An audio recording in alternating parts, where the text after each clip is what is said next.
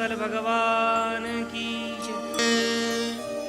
गोकर्ण जी महाराज ने अपने पिताजी को 2 श्लोकों में उपदेश दिया और इसी उपदेश को हृदयंगम करके आत्मदेव जी जंगल में चले गए और इसी श्रीमद् भागवत के 10वें स्कंद का पाठ करते हुए अंत में भगवान को प्राप्त करते हैं।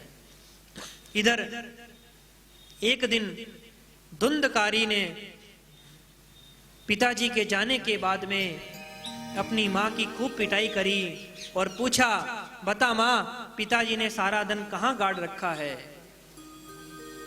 अब धन कहीं गड़ा हो तब तो बताए। बेचारी धुंधली भी रात के समय में घर छोड़कर चली गई और अंध कुएं में गिरकर अपने प्राणों का त्याग कर दिया। अब घर में बचे गोकर्ण जी महाराज समझ गए कि पिताजी जंगल में चले गए, माताजी कुएं में गिरकर मर गई है, अब कहीं नंबर हमारा ना हो। तो जाकर कहते हैं, देख भाई, अब मेरा मन तो कहीं तीर्थ यात्रा करने का हो रहा है, तो मैं तो तीर्थ यात्रा करने जा रहा हूं। धुंधकारी ने कहा, हाँ तुम बिना मतलब के बाबा बैरागी घर में क्या करोगे, जाओ तीर्थ यात्रा ही करो। गोकर्ण जी महाराज जंगल में तीर्थों में चले गए तीर्थ यात्रा करने के लिए, और इधर घर में जब कोई नहीं बचा तो धुंधकारी 5 वेश्याओं को लेकर आ गया और उनको अपने घर में स्थान दे दिया। एक दिन धुंधकारी ने राजा के राजकोष में ही डाका डाल दिया और बहुत सारी स्वर्ण मुद्राएं लेकर आया उन गणिकाओं को प्रसन्न करने के लिए। गणिकाओं ने सोचा, देखो आज नहीं तो कल यह जरूर पकड़ा जाएगा, राज कर्मचारी इसे पकड़ लेंगे, तब यह हमारा ही नाम बताएगा कि हमारे पास इसने धन दे रखा है, तो हमें भी पकड़ लेंगे। हमारे पास अब इतना धन आ चुका है कि अब हमारा जीवन निर्वाह हो जाएगा, तो क्यों न इस धुंधकारी को ही ठिकाने लगा दिया जाए। रात के समय में मदिरा पान करवाई धुंधकारी को, और मदरांध जब धुंधकारी था गले दबाकर मारने का प्रयास किया, पर फिर भी नहीं मरा, चिल्लाने लगा। तो भय के मारे कहीं भेद न खुल जाए, तो एक वेश्या गई और चूल्हे से जलते जलते अंगार उठाकर लाई और उस धुंधकारी के मुख में ठूंस दी। धुंधकारी का प्राणांत हो गया। घर के में ही जगह खोदकर उस धुंधकारी को गाड़ दिया और ऊपर से गोबर का लेप करके गणिकाएं वहां से चली गई। समय बीता, गोकर्ण जी महाराज को पता लगा कि उनके भाई का भी प्राणांत हो गया। गया में पिताजी, माताजी और भाई को भी पिंडदान कराया। कुछ समय उपरांत रात्रि के समय में अपने गांव पहुंचे गोकर्ण जी महाराज। सोचा, किसी को क्यों मैं तकलीफ दूं, अपने घर ही चला जाता हूं, रात्रि में वहीं विश्राम करता हूं। रात्रि में विश्राम अपने घर में करने लगे गोकर्ण जी महाराज कि सहसा देखते हैं, कभी उन्हें भेड़ दिखाई देती है, कभी हाथी के रूप में कोई आता है, कभी अग्नि की ज्वालाएं दिखाई देती है। गोकर्ण जी महाराज ने पूछा, भाई कौन हो, अपना परिचय दो। कभी रोने की आवाज आती है पर बोल नहीं पाता कौन है। जल लिया, मंत्र का उच्चारण किया और जब प्रोक्षण किया उसके ऊपर, तभी वह बोल उठा। वह प्रेतात्मा थी और बोल उठी, कहने लगी, अरे गोकर्ण, अहम भ्राता त्वदीयोऽस्मि धुंधकारिति नामतः स्वकीयेनैव दोषेण ब्रह्मत्वं नाशितं मया।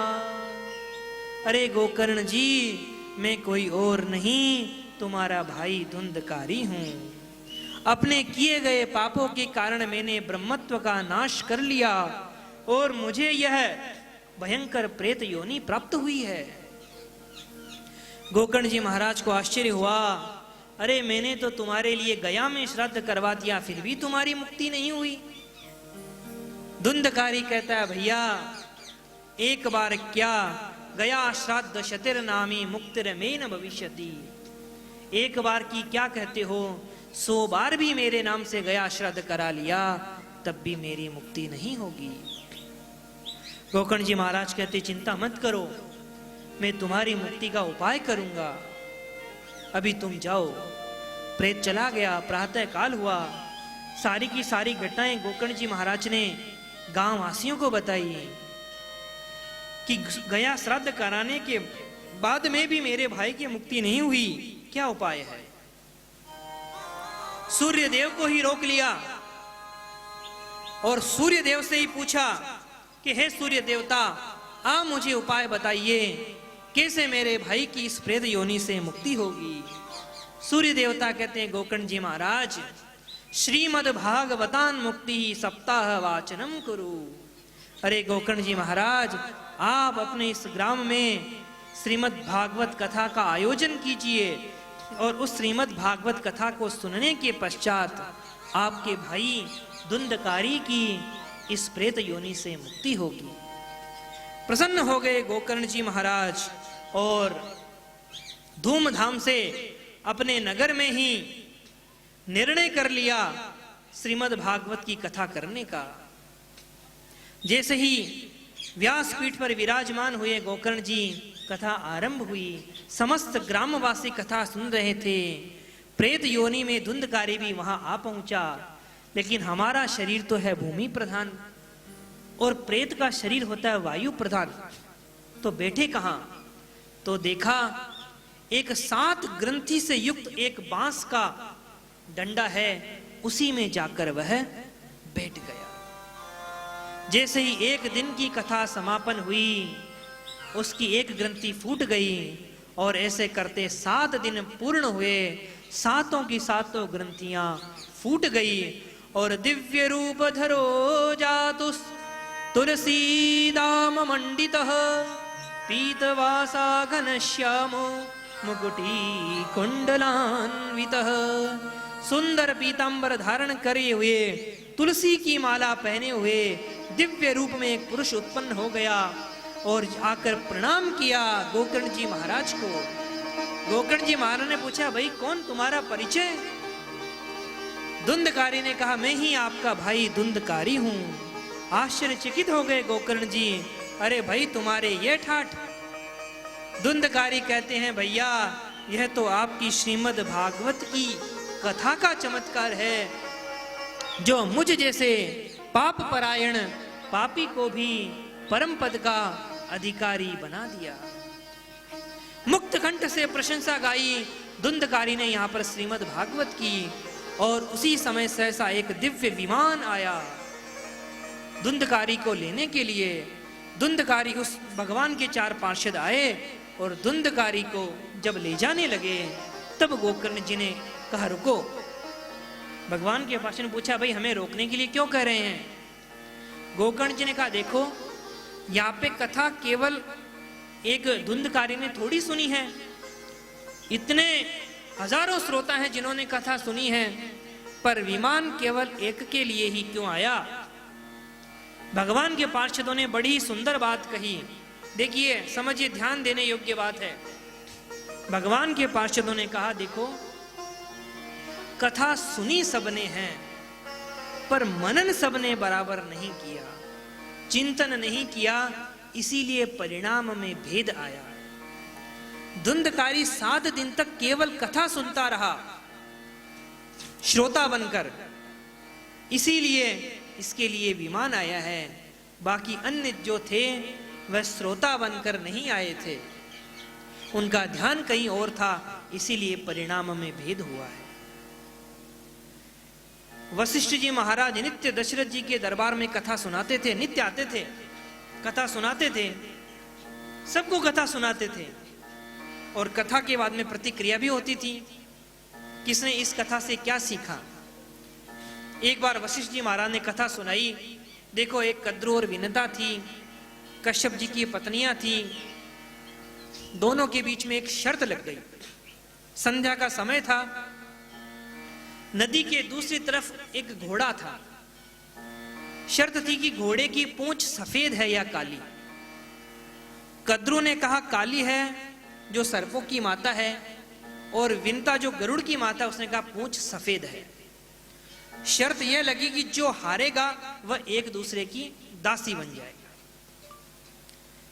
शर्त लगी, पता करो क्या है। कद्रू को लगा भाई पूंछ तो सफेद दिख रही है, क्या करें। सर्पों से कहा जाओ तुम तो काले कलूटे वैसे ही हो, जाकर पूंछ के चारों तरफ लपट जाओ, मैं दूर से दिखा कर कह दूंगी देखो पूंछ काली है, विनता को मेरी दासी बनना पड़ेगा। ऐसे ही किया, सफेद पूंछ को सर्प जाकर उसके चारों तरफ लपट गए। दूर से ही दिखा दिया कद्रू ने विनता को, और धोखे से जीवन भर के लिए दासी बना दिया। वशिष्ठ जी महाराज कथा कहकर चले गए। अब प्रतिक्रिया हुई, किसने इस कथा से क्या सीखा। भरत जी महाराज से पूछा, भरत जी आपको इस कहानी से क्या शिक्षा मिलती है। भरत जी ने कहा, मेरे अनुसार तो सर्पों ने गलत किया। भाई विनता भी तो उनकी मां थी, अपने सौतेली मां के साथ यह व्यवहार करना, झूठ का साथ देना, यह मेरे अनुसार तो उन्होंने गलत किया। और ठीक ऐसे ही भरत जी अपने जीवन में करते हैं। जब उनकी मां उनके लिए राजगद्दी मांगती है तो राजगद्दी भी ठुकरा देते हैं। और जब शत्रुघ्न लाल जी से पूछा कि आपको इस कहानी से क्या शिक्षा मिली, शत्रुघ्न लाल जी ने कहा, देखो मेरे अनुसार तो ज्यादा बहस करना झगड़े का कारण होता है। क्या शर्त लगानी थी घोड़े की पूंछ सफेद है या काली? प्रातःकाल होता, अपने आप ही पता लग जाता कि घोड़े की पूंछ सफेद है या काली। मेरे अनुसार ज्यादा बहस नहीं करनी चाहिए। तो शत्रुघ्न लाल जी मितभाषी हैं। रामायण में भी जहां अति आवश्यकता पड़े वहीं कुछ बोलते हैं शत्रुघ्न लाल जी। और जब मंथरा को पूछा कि तुम्हें इस कहानी से क्या शिक्षा मिली, तो मंथरा ने कहा, मेरा तो एक ही मानना है, सोच कितनी भी सीधी सच्ची सरल क्यों न लगे, अवसर मिलने पर वह मौका हाथ से नहीं छोड़ती है। और जिस समय भगवान राम का राज्याभिषेक होने वाला था, मंथरा आती है और केकई को यही बात सुनाती है। देख केकई, उस दिन वशिष्ठ जी ने क्या कहानी सुनाई थी। कद्रू विनतहि दीन दुख तुम्हि कौशला दे। जिस प्रकार कद्रू ने विनता को दुख दिया, आज तो यह कौशल्या सीधी सादी लग रही है, लेकिन जब राम राजा बन जाएंगे तो यह सीधी सरल ही खूब कुटिल लगेगी। कहानी एक थी, लेकिन उसी कहानी का सबने अलग अलग भाव में अर्थ प्रकट कर दिया। अर्थ प्रकट करने के कारण परिणाम में भेद आ जाता है। एक सामुद्रिक शास्त्र होता है, बिल्ली इधर से रास्ता काट गई तो क्या शकुन होगा, घोड़ा मिल गया तो क्या शकुन होगा, गधा मिल गया तो क्या शकुन होगा। यह होता है सामुद्रिक। तो दो छात्र थे, एक बड़े और एक छोटे। गुरुजी से सीख कर आ गए। सीख कर जब वापस अपने गांव जा रहे थे तो सामने उनको मिल गई कोयल। बड़े पंडित जी ने कहा, देखो आज कोयल मिली है, आज का शकुन यह कह रहा है कि खाने को कुछ मीठी चीज मिलनी चाहिए। कोयल का दर्शन हो गया। छोटे वाले पंडित जी ने कहा, भाई मुझे तो लग रहा है खट्टी चीज मिलेगी, कि चलो देखते हैं किसकी बात सच होती है। आगे चले। आगे चलते एक गांव से जब गुजरे तो गांव में हो हल्ला हो गया कि भाई दो पंडित जी शकुन शास्त्र को सीख कर आए हैं। एक मैया आई, बेचारी रोने लगी, कहने लगी, मेरा पुत्र 7 वर्षों से गायब है, क्या मुझे मिलेगा? जैसे ही उस मैया ने प्रश्न किया, उसी समय एक महिला घड़ा सर पे रखकर जा रही थी, उसकी ठोकर लगी, वो घड़ा गिर गया और फूटकर जल भूमि में बिखर गया। बड़े पंडित जी ने कहा, मैया मुझे लगता है तुम्हारा पुत्र इस संसार में जीवित ही नहीं है, भारी अपशकुन हो गया। छोटे वाले पंडित जी ने कहा, देख मैया, मुझे ऐसा शकुन हो रहा है, तेरा पुत्र तुझे घर पर मिलेगा, तू घर पर जाकर देख कर। मैया जो आशान्वित उत्तर था उसी का पालन करते हुए घर पर गई और आश्चर्य का ठिकाना नहीं रहा। 7 वर्ष से जो गायब पुत्र था उसे घर पर मिल गया। दौड़ी दौड़ी आई, दोनों पंडितों को घर पर ले गई इतनी प्रसन्न हो गई व्याकुलता में कि देखो पंडित जी आए, आज तो खीर खिलानी चाहिए, आज मेरा पुत्र खोया हुआ वापस मिल गया इनके छोटे वाले पंडित जी के कहने से। पर इतनी व्याकुल हो गई कि खीर बनाते समय खीर में दूध की जगह मट्ठा ही डाल दिया। अब जैसे ही पंडित जी ने खीर के भरोसे में खाए, खट्टी मिली, बड़े पंडित जी को गुस्सा आ गया कि मेरी दोनों